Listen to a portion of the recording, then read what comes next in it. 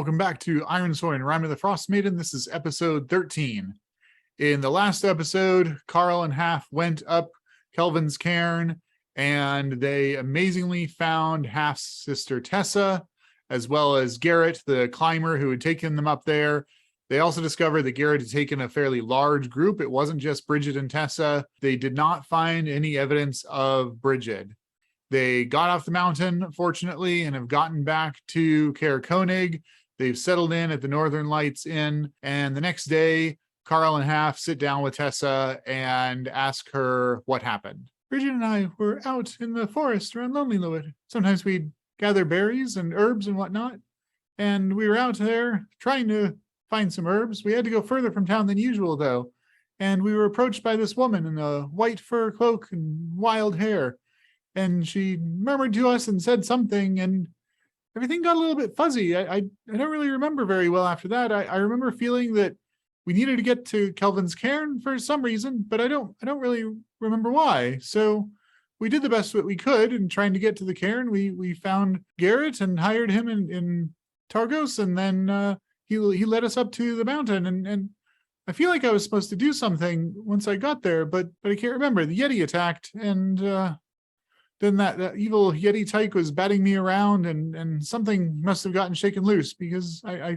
feel fine now. I at least can think fine. I'm cold and still kind of beat up. Karl and Half kind of listen to all of this story and look at each other, and Karl says, do you remember, was anything about Bridget?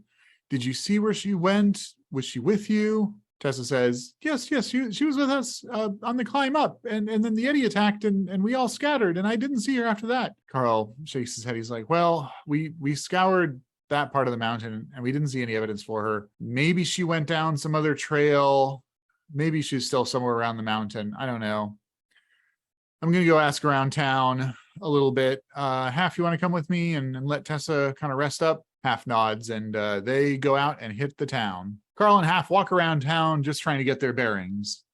The town sits quietly at the foot of Kelvin's cairn. A few bundled up people shuffle between snow-battered houses, keeping their heads down, barely bothering to give you a look as you walk past them. A pile of snow stirs as you pass it, and someone hidden beneath it suddenly stands. The figure looks around and yells, "Who goes there? Is it thieves? Have I found those creeping bastards?" When he pulls down the scarf covering his face, you see it is a silver dragonborn holding onto an empty wine bottle as if it were a weapon. He belches, grins at you, and says, "Pardon my manners. Bit jittery with all the thieving going on. I'm Torvis, the town speaker." Well, this is fortunate. Torvis should know about what's going on in town. Maybe he can give us some information. Let's have a chat with him. Karl looks at Torvis, says, hello, Torvis. I'm Karl. This is my friend Half. We're from Lonelywood. We're looking for my sister Bridget. She was part of the hiking party that went up to Kelvin's cairn about a week ago. Have you seen her or know anything about what's happening there? Torvis says, well, the town's had some thievery troubles. No one's seen anything, really. Just the other night, the lantern over the Northern Light was stolen. Corey won't let me hear the end of it, because I haven't been able to find those responsible. Not yet, anyways, but I have a knack for this stuff. As to your sister, no, I can't say as I've seen anything from her. Well, that's unfortunate, but Karl and Half are staying at the Northern Lights Inn, so maybe they'll go talk to the owners and get a little bit more information about this thievery. Maybe it's a lead. Maybe they can find out something useful. They head back to the Northern Lights Tavern. The inn appears to be mostly empty. A young woman looks up at you as you enter and gives Torvis a chastising smile and says, "Did you fall asleep again? I'm telling you, Torvis, one day you're going to have to stop relying on the kindness of strangers." The woman then opens a door into what looks like a kitchen and calls out, "Heat up something for Torvis.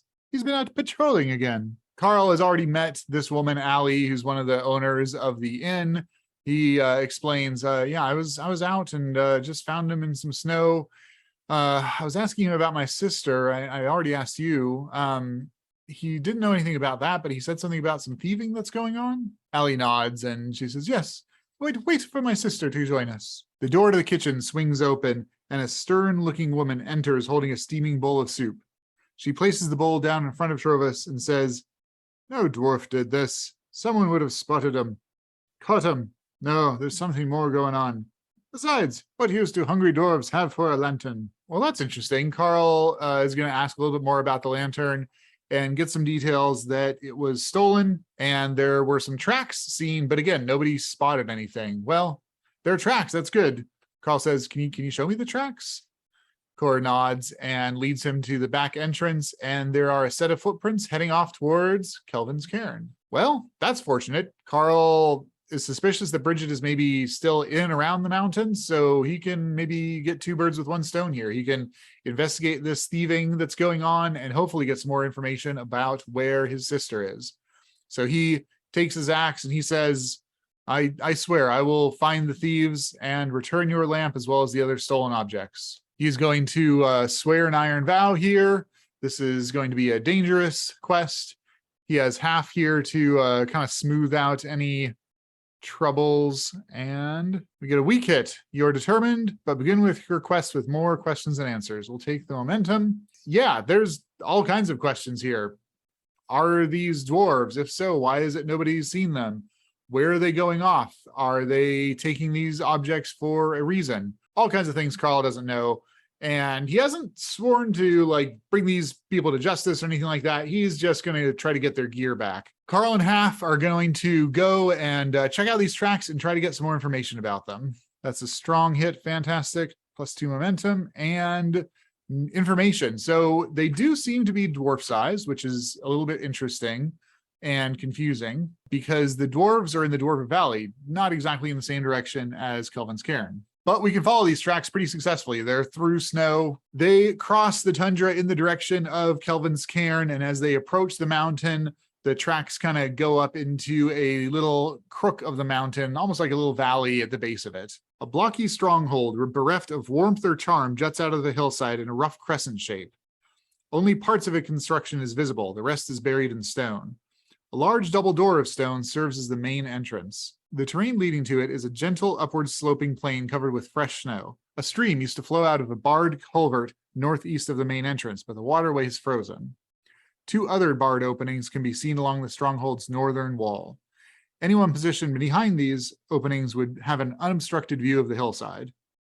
Closer to you, separated from the rest of the stronghold, is a snow-covered stone bunker perforated by arrow slits.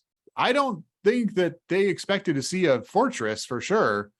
I think that looking around, trying to see if there's any evidence of Bridget here, I'm going to let that gather information ride. He got a pretty good hit on that. I think that there are a bunch of footprints besides the dwarves' footprints here. Not clearly any belonging to a human female, but there's other creatures than dwarves that have been brought here. So maybe that's promising. It's worth checking out. I think that Karl and Half are going to go in as sneakily as possible. Not really their forte, but they're going to try to creep up to the bunker and see what is in there. That's a face danger with shadow, and on a miss, we are going to pay the price. Well, I think the most obvious thing is that even though they're not paying super close attention, there are some Dorgar, some dark dwarves that are in this compound, and I think that they do in fact spot Karl and Half, and one of them sounds the alarm. But I don't think Karl and Half realize that there's a underground tunnel that the Dorgar runs through to get to the main part of the fortress here and is going to alert the other Dorgar as well as make some preparations. So Karl and Half think they're doing okay. They kind of come up to the bunker and have a look inside.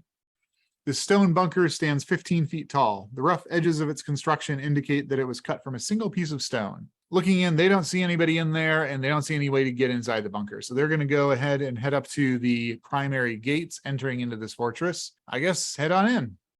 Maybe they're friendly. They could be friendly. They push open the heavy stone doors that enter into this underground complex and enter a great hall.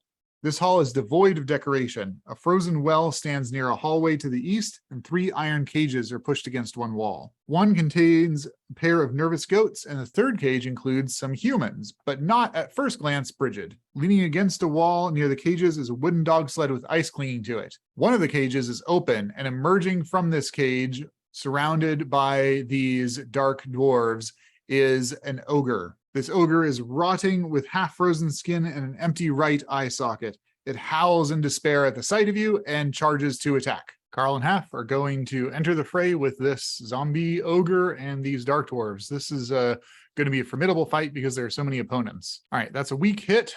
I think we're going to go ahead and take the momentum as opposed to taking the initiative. These Durgar were ready for the two of them. The zombie comes charging in at them, and this is going to be just a straight up melee clash to start with. On a miss, they get overwhelmed by these forces and have to pay the price. I think this is going to be damage for Karl. And a miss on the endure harm, we lose some momentum from that. Well, I think that Karl and Half are being assaulted by all of these enemies, and Karl gestures at Half and says, "Half, open the gate, open the cell."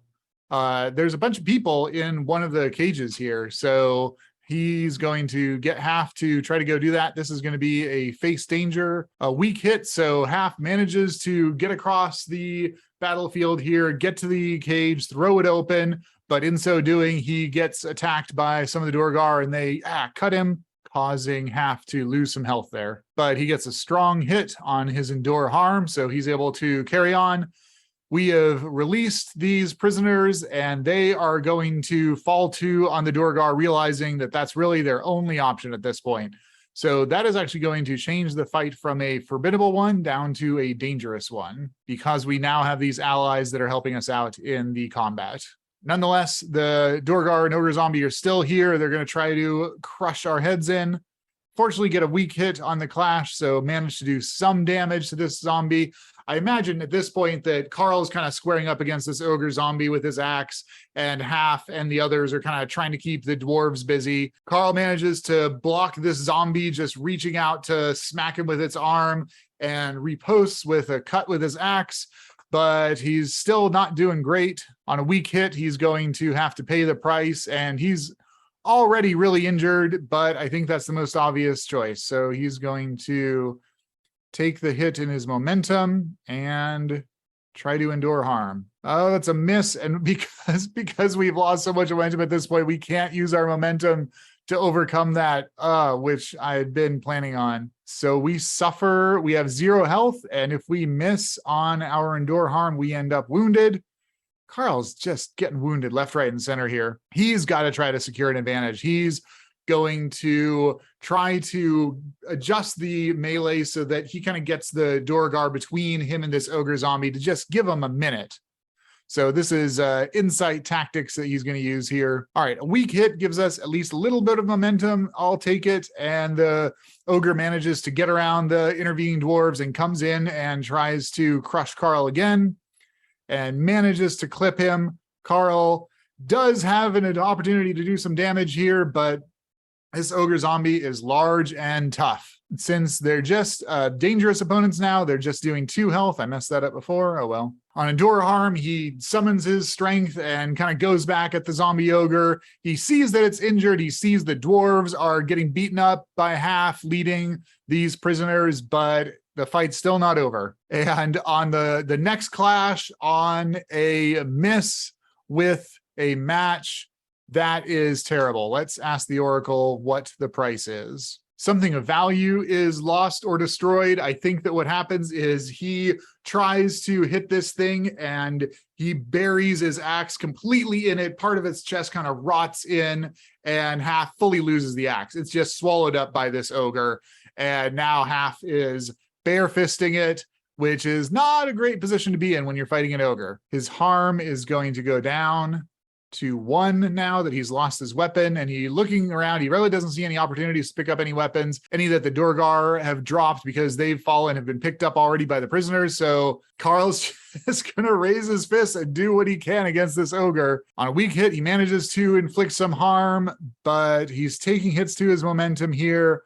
I don't know how much more of this we can take. Finally, a strong hit on his endure harm. So we are going to try to turn the tide.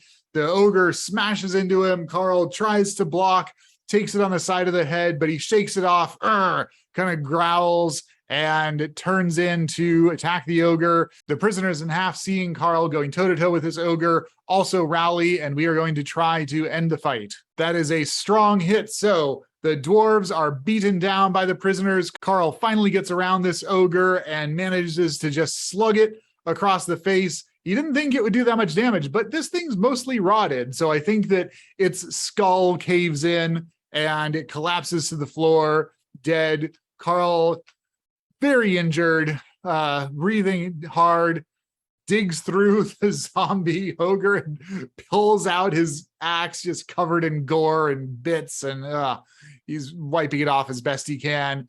He looks over at Half and the prisoners, says to the prisoners, who are you? What were you doing here?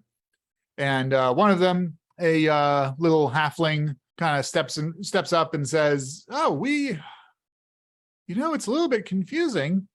We were going up Kelvin's cairn, but none of us can really remember why. Were you with Garrett's group? And the halfling says, yes, as a matter of fact, we were. Karl nods. He's like, have you seen a girl? And he describes Bridget, and they all kind of look sadly amongst themselves. And the halfling says, yes, we did.